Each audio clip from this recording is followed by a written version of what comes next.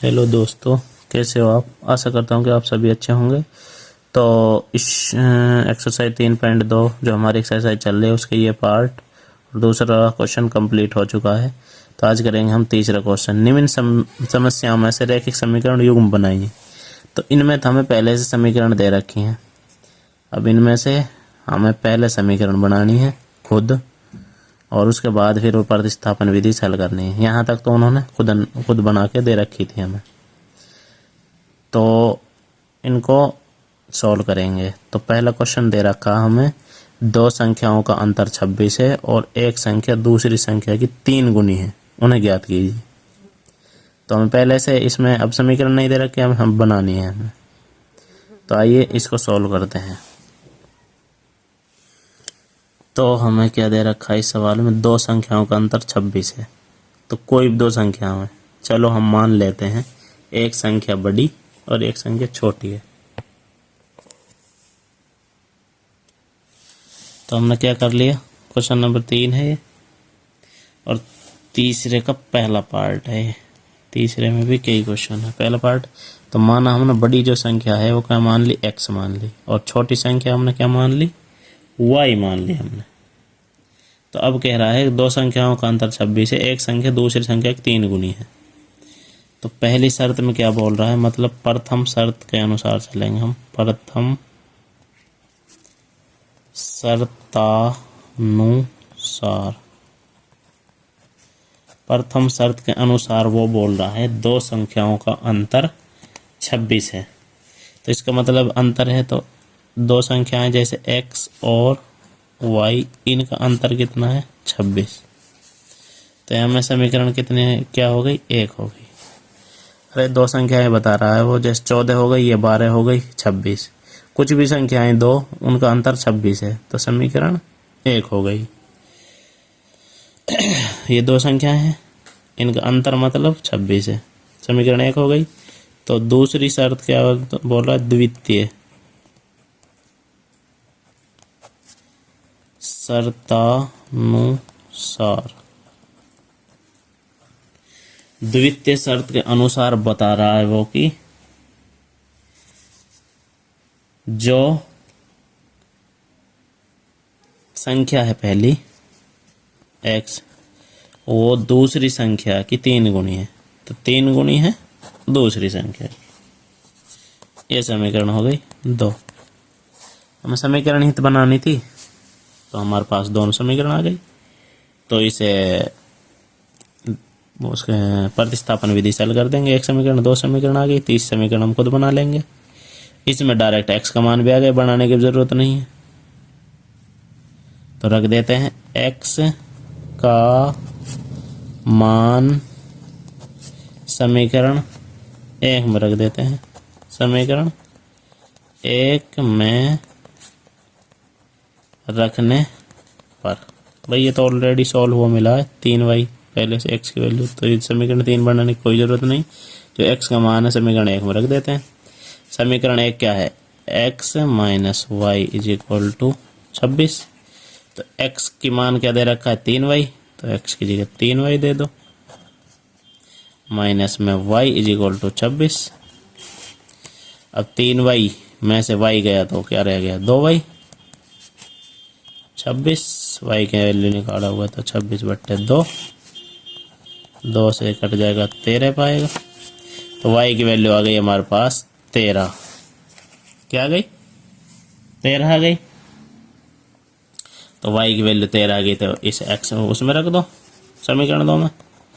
y का मान समीकरण 2 में रख दो। 2 क्या है हमारे पास, समीकरण 2 समीकरण ये रही, इससे x का मान आ जाएगा, x is equal to 3y। तो x 3y की वैल्यू 13 आई है हमारे पास। तो 13 × 39, x की वैल्यू 39 आ गई। आराम से बन गए। तो मतलब हमारे पहली संख्या थी x, इसका मतलब जो हमने ये माना था x और माइनस y की वैल्यू कितनी, 13, इनका अंतर 26 आ गया ना। ये 39 आई है, ये 13 आई है, तो अंतर कितना आ गया? 26 आ गया। तो ये तो बोल रहा था वो। आइए नेक्स्ट क्वेश्चन करते हैं हम। तो वो सॉल्व कर लिया, तब दूसरे पार्ट करेंगे हम। दो संपूरक कोणों में बड़ा कोण छोटे कोण से 18 डिग्री देखे, उन्हें ज्ञात कीजिए। ऐसा ही क्वेश्चन है सेम। तो आइए इसको सॉल्व करते हैं। दो संपूरक कोणों में बड़ा कोण छोटे कोण से 18 डिग्री अधिक है। तो सवाल में दे रखा दो कोणों में बड़ा कोण छोटा कोण से 18 डिग्री। तो मान हमने बड़ा कोण मान लिया, माना बड़ा कोण x मान लिया, और छोटा कोण मान लिया हमने y। क्या मान लिया? y। तो प्रथम शर्त के अनुसार क्या कह रहा है वो? समीकरण बनाएंगे अब। प्रथम शर्तानुसार, प्रथम शर्त के अनुसार वो बोल रहा है कि दो संपूरक कोणों में बड़ा कोण छोटा कोण से 18 डिग्री। तो संपूरक कोण क्या होता है? संपूरक कोण होता है जिनका मान 180 हो जोड़ने पर, उसे संपूरक कोण बोला जाता है। तो ये बोल रहा है कि जो दो कोण हैं x जमा y,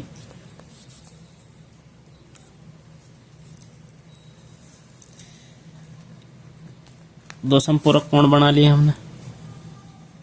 तो पहले शर्त में दो संपूरक कोण बोल रहा है कि x जमा y, मतलब कि ये दो कोण है, इनका मान 180 है। संपूरक कोण का मतलब ये होता है जिनका मान 180 आए जोड़ने पर।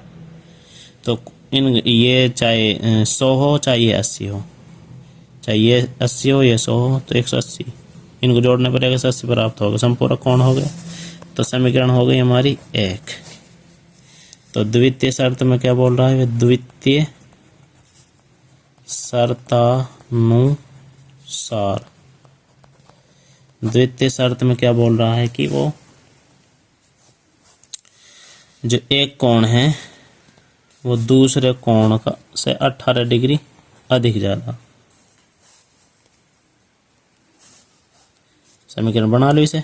x तो है ही है, ये y इधर आ जाएगा माइनस 18 का 18, ये समीकरण हो गई 2। समीकरण हो गई 2। तो अब समीकरण 3 निकाल लेते हैं। तो कोशिश निकाल लो समीकरण 1 से। समीकरण 1 क्या है हमारे पास? x प्लस वाई बराबर 180। तो x 180 और ये y इधर आके माइनस में हो जाएगा। ये हो गया समीकरण 3।